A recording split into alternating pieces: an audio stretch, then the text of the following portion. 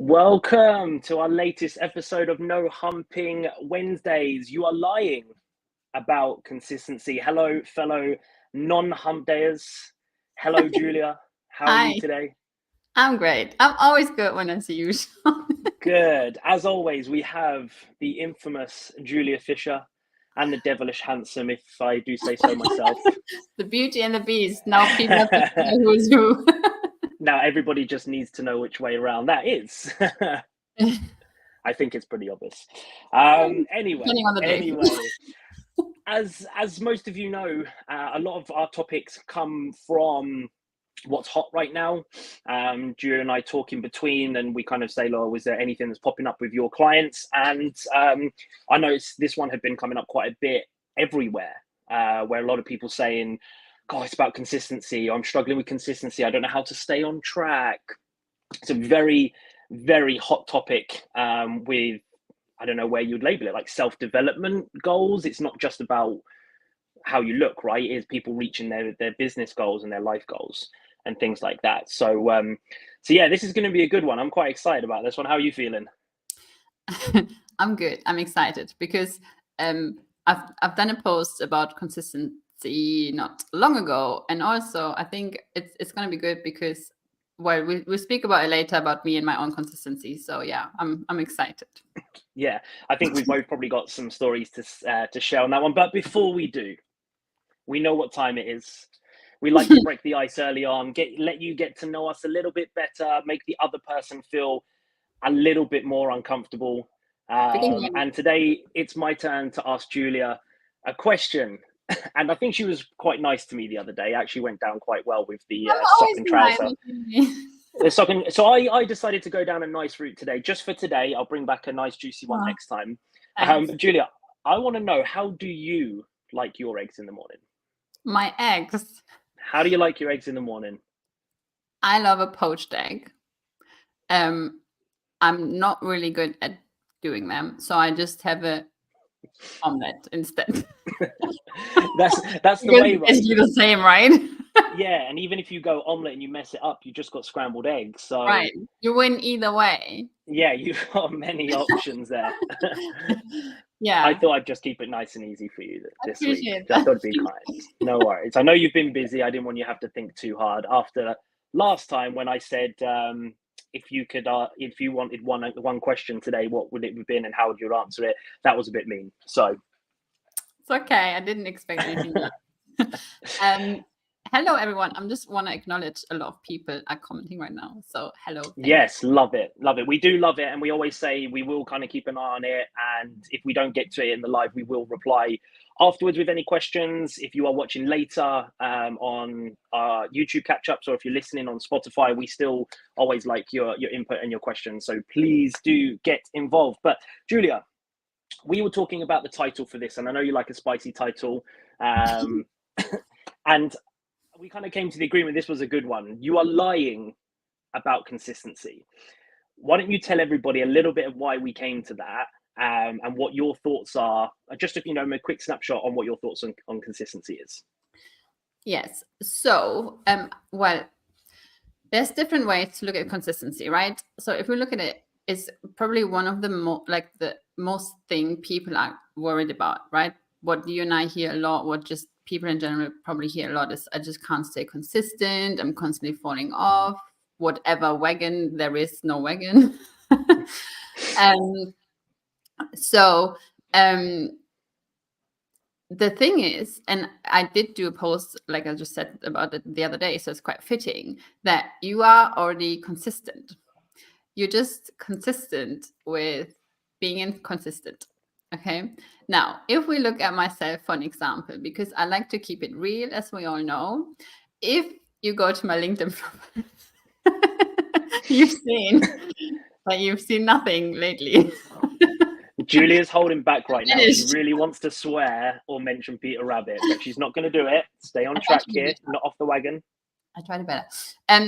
So I've been really consistent with not posting and providing value just because, well, I've been just really, really busy behind the scenes. And this is not an excuse, but it is at the same time, right? So you are already being really consistent with not doing the things that you know are important for you and your health, like eating well, not skipping, breakfast, for example, and all these kind of things. So you're really good at not doing the things that are important. So uh, rather than looking at, you know, always making an excuse of I'm not consistent, see how is that like working for you right now. And then also I think we're not able to stick to things long term because we want to always go from 0 to 200, right now you are probably doing the bare minimum. If that, you go on a walk, maybe you have the intention to, I don't know, go for a run, go to the gym twice a week, but it's not really happening. And then you say, okay, next week I'm going to go 5 times and I'm going to eat no sugar and I'm going to like cut out all like energy drinks. I'm going to eat really well. And then next week comes and you're very overwhelmed and maybe it works for a day or two, maybe a week. And then we're back at square one. Of course, you can't be consistent if you are overloading yourself and your body with everything and nothing at the same time. So that's kind of my entry long-winded sentence. And as we all Yeah, know, but I can't get to the point properly. no, but we are trying to provide value, so hopefully everybody does understand that we do need to explain ourselves a little bit. And what I found fascinating, because when we spoke about lying about consistency, you've gone down there about inconsistent consistency. I was looking at it in the way of most people here are being consistent at something, right? Yeah. Whether it's the same breakfast every day, they take the same route to work, or they get on the same bus, they take the same path when they walk. If you looked at your day, you're being consistent. So is the problem consistency, or is the problem the topic or the skill you need to learn to make yourself successful in what you're being inconsistent at? And that's what we wanted to make sure that we are doing today, is getting your awareness up, but also telling you how you can be consistent, maybe getting you an understanding of why you're not. And what I've noticed through my own journey, and if we take exercise, working out, for example, because it's kind of what we do. When I played ice hockey, I had no issue with training. For me, if I missed a workout, I was going to be rubbish at the weekend. I was going to play terrible if I missed that training session, or I was going to be 10 stone heavier if I missed that workout. I had no issue because I had a purpose. And my purpose was to be the best I possibly could be for my team at the weekend so that we had an opportunity to win. Now I've finished playing, my purpose changed. And my purpose now is very much a business-driven, family-driven goal. That if I do the work, for me, it's not a matter of if I will reach my goals. It's a matter of when. Some days I get heavily frustrated about that. I see somebody post something up. I'm like, God, I've been working so hard. Why couldn't I have got that? I feel that way. But I know my time is coming. If I refuse to give up, if I continue to post, to engage, to build networks, to work with my clients, that time is coming. So I think having a purposeful goal, not just a fluffy goal, but purposeful goal, is vital to long-term success. Yes. And also what I urge my clients all the time is that having a more purpose to your like goal, attaching a why, it's all good and important, but also becoming very honest about the goal and looking if that goal is achievable for you right now in your current life and at this time and place. Sometimes the answer is no. It's not the time for this specific goal. Let's use fat loss, right? If you say, I want to have a six-pack and lose, I don't know, 10 kilograms until, I don't know, in the next 4 to 6 weeks, okay? Is that achievable? Yes. However, at this time in your life, will it be achievable for you? Because you have to make some sacrifices. Are you willing to make these sacrifices right now? Are you willing to not go out, eat as much? Are you able to adhere and be consistent with your calorie deficit? Are you able right now? Does your life allow you to be consistent with your 4 to 6 times a week training program, whatever it is? So yes, it is important to kind of have a purpose with a goal, but also look, does that goal right now fit within my life? Or is it maybe, can we like take it a bit slower? Because actually, if you're being honest, that goal is good. And I'm all for setting high, like, language, like big goals. She's trying hard, everyone. Give her credit. She's trying. I'm already drinking my coffee. I don't know what's going on. But I'm all for like setting big goals. However, they also need to be somewhat realistic, because you being not consistent and constantly falling off is, from my experience with working with a lot of people and setting myself very ambitious goals that maybe sometimes I don't reach. Right now, it's too ambitious for my current situation, and I'm not willing to make sacrifices along the way. So maybe can we take 3 to 4 months to reach the goal? Is that still okay? And then just look at it from this point, because then also, and Susie said, discipline is what I lack in the comments, where consistency and discipline is kind of, placed together. They're like a team. Mm-hmm. But if we look at both of those things, it has a lot to do with behavior change. And you can't change what you did or didn't do the last 10 years. You can't undo that in 4 to 6 weeks. And you have to sometimes just get really realistic and clear on being very honest about it. That, okay, whatever you've done the last 5 to 10 years, it's going to take a lot more and lot longer than 4 to 6 weeks to undo, to create new habits, new routines, to then become more like disciplined and be consistent with things. Yeah. I think that shift there, though, is, hey, I want to go to Disney World. I really want to go to Disney World. Okay, cool. Now what? And that's the problem, is a lot of people have these big goals, which is great. I do. And I'm not a massive, right now, not a massive at this time person. A lot of people say, oh, well, what are you going to do in a year, 5 years, 10 years? I drive every day because I know one day it will happen. And I just kind of remove that friction of stress of trying to put it on a certain time point. But if you wanted to go to Disney World, well, look at what you actually now have to do. You have to do all of those actionable steps to get to Disney. And I think this is the part where people go missing, is they want to be in a certain dress size, or they want a certain job role, but then they don't then break it down into those actionable tasks that helps them get to that point. So I think on my my start of the year list, I put like 1,000 subscribers on YouTube, because that's where you monetize. Okay. And the reason behind that is then the branding and getting out there. But then underneath that, it's like, okay, well, how am I going to get these people? And then there was uploading content, and then there was a YouTube SEO and things like that. Now that has kind of been a bit of a back burner one, but the actionable steps are there, and there has been an element of growth. And that's what we need to make sure everybody is aware of, is how do we get how do we specify what these actionable tasks are, and how do we make them to a point where they actually do them, that then, you mentioned overwhelmed, that they're not overwhelmed and going to nothing. Yeah. It's like, it's never like, you touched on that before, and I talked about this before as well. It's never like an information problem either, right? It's always a skill problem, and people want, again, too much too soon. So like you said, it's very easy to say, okay, I want to, like, again, lose 10 kilos, whatever, right?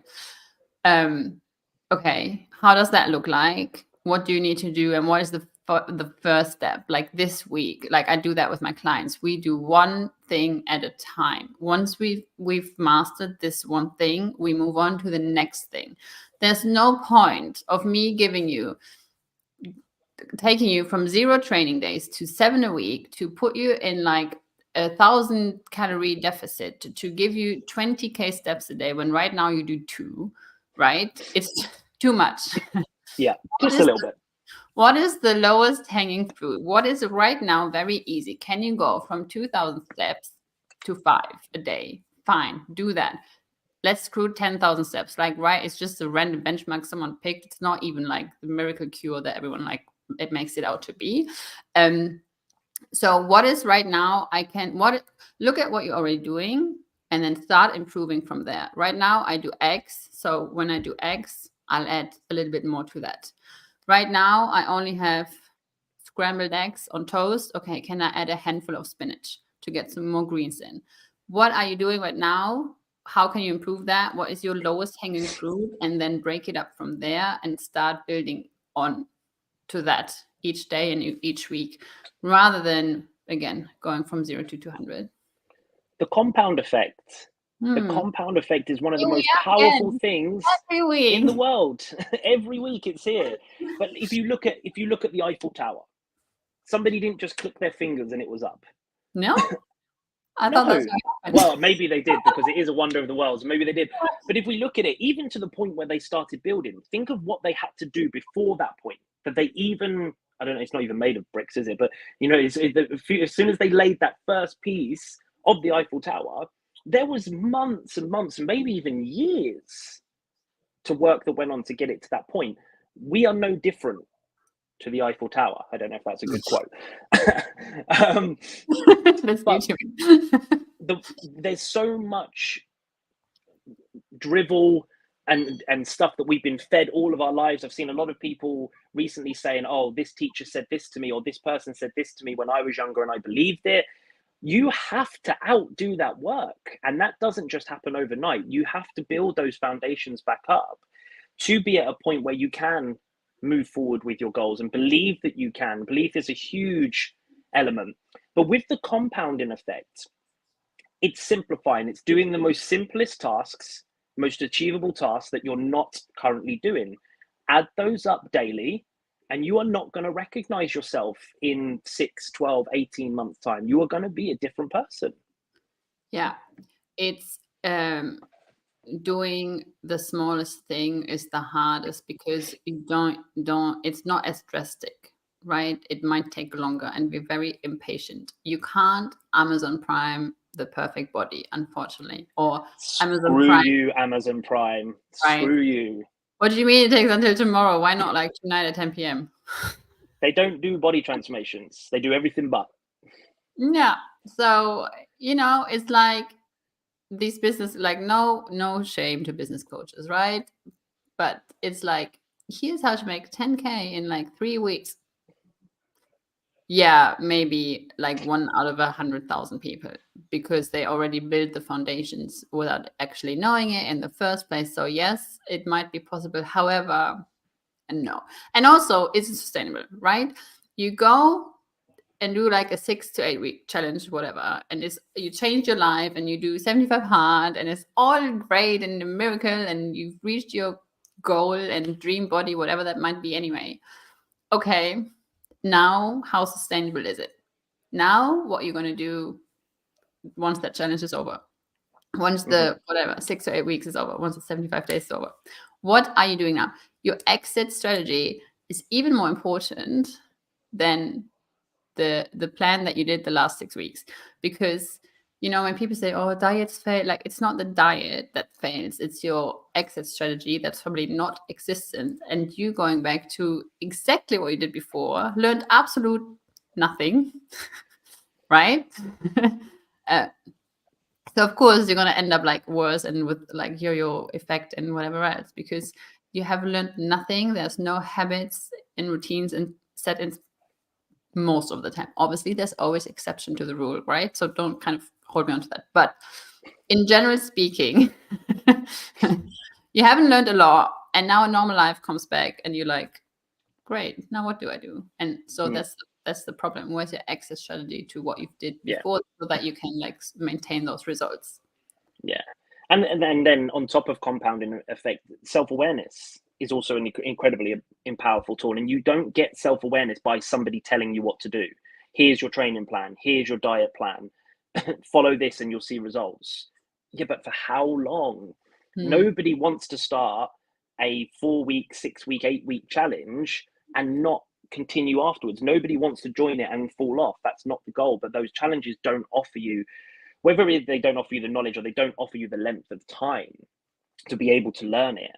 And I think a big area where adults get lost is they stop learning. They feel like they've done what they need to do because they've done school, they've done college or uni, they've done learning. We never stop learning. There's only one day in our life that we ever stop learning. And until that point, you can still learn something new if you want to. So it is a huge element of understanding yourself, your habits, your behaviors, etc., that is so vital to staying on track. But then, you've mentioned it a couple of times about overwhelm, and I find when we say, okay, how can we, what's the most simplest entry point to working out this week? And somebody will say, I'm going to go 4 times. That's not the most simplest entry point to working out. Can you go once for 20 minutes? And a lot of people will go, well, yeah, but what's that going to do? Nothing. Neither is 60 minutes. Neither is 4 that you went that week. It's going to do very, very minimal. Yeah. It's how you can find a routine that stays consistent over a long period of time because you're having fun. You're seeing changes. It's not creating any friction. That's where the magic is, not in going gung-ho for 1 month. Yeah, it's what can you adhere to the most, right? Like when people ask, what is the best kind of workout split? And what is the, like Jamie and I talked about it the other day, actually. There's no best anything. Whatever you can adhere to is best, because if you say, I want to go 5 times a week, great. However, how realistic is that, right? When people ask me, what's your training split? And I tell them the number, they're like, oh my God. Like, okay, but I can also adhere to it. It's realistic for me and my lifestyle. I can actually implement it each and every week. If you can go 5 times this week and next week it's once, and then the next week it's 2, and then it's 6 times, there's no point, right? You need some kind of routine. So choose a number that is realistic. Don't, again, it's not that complicated. You just, and it's not complicated because it's boring. You have to do the boring things, and no one is willing to do the boring things over and over and over again. But these are the things, the unsexy things, that will get you the most reward and the best results for your whole life, not just 6 weeks. But unfortunately, people get bored easily. So we change it up every week.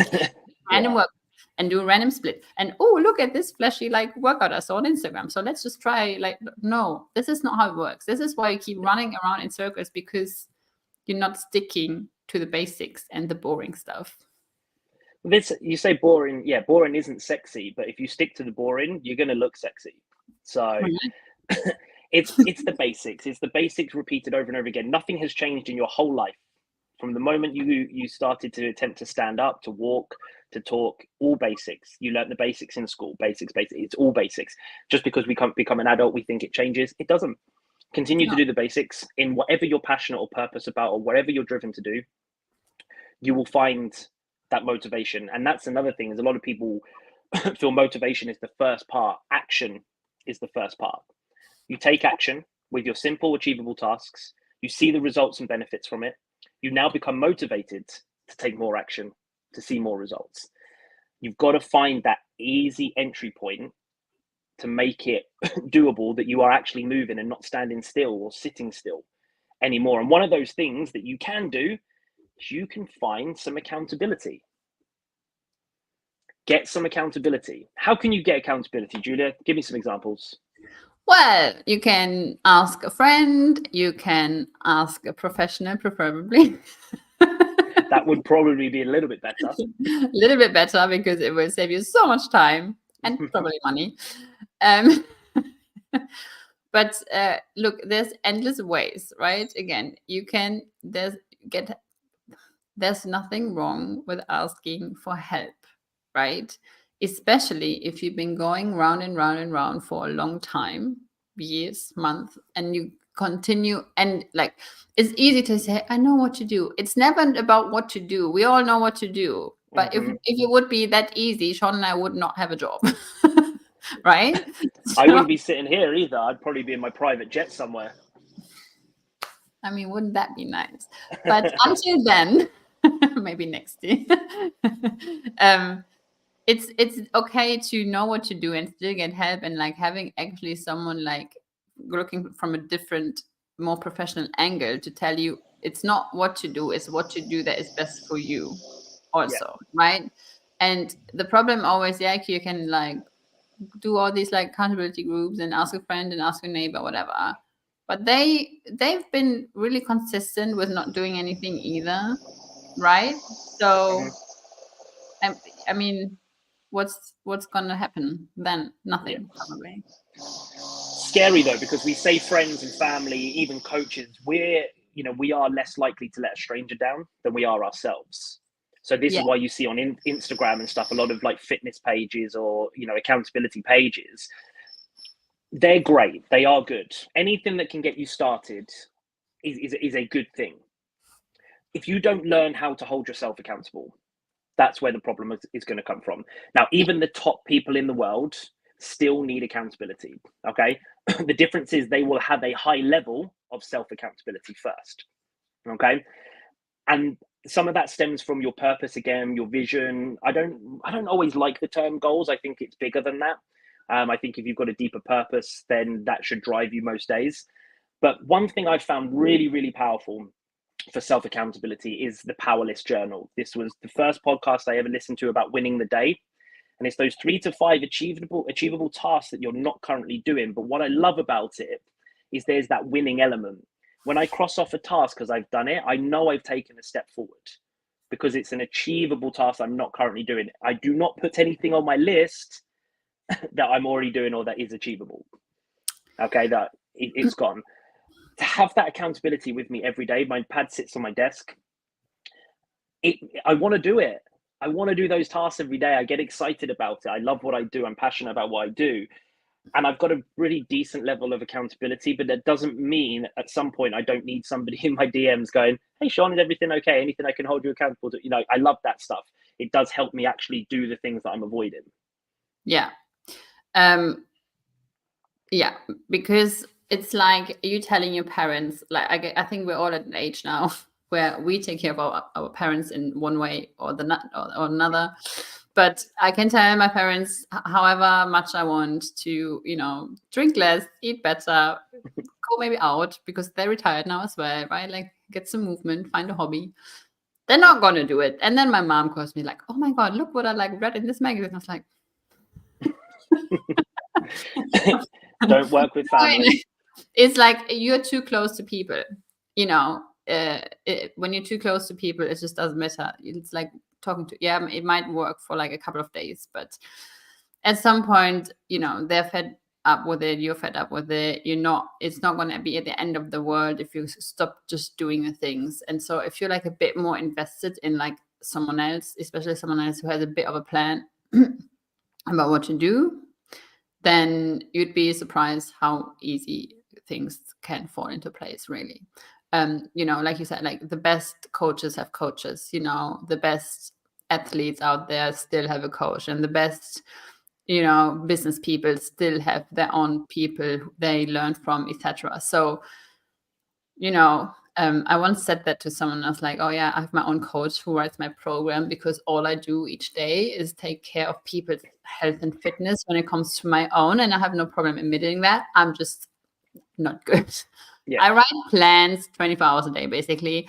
If it comes to my own plan, I'm like, screw that. I have my own coach, right? And I have also, help with business and stuff because I know how far I can take myself, but I know if someone else is looking over what I'm doing, I can achieve so much more.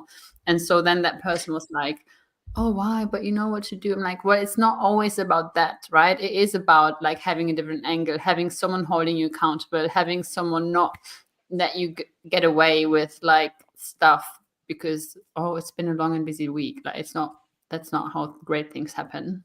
Mm-hmm. Yeah, you said the key word there multiple times, investment. And yes, this is 2 coaches saying, hey, you should invest. Oh, funny that. But it's so true. It's so true. From going from PT to the behavior change coaching has been an incredible shift because of where somebody is investing. Yes, there is an element of how much. Remember, if you buy that £5,000 handbag, you're going to look after it, right? If you buy an expensive car, you're going to look after it. If you invest in your health and well-being, you're going to look after it. It's funny that. And when we value ourselves at the price of a gym membership or a diet club, it doesn't hold the same value.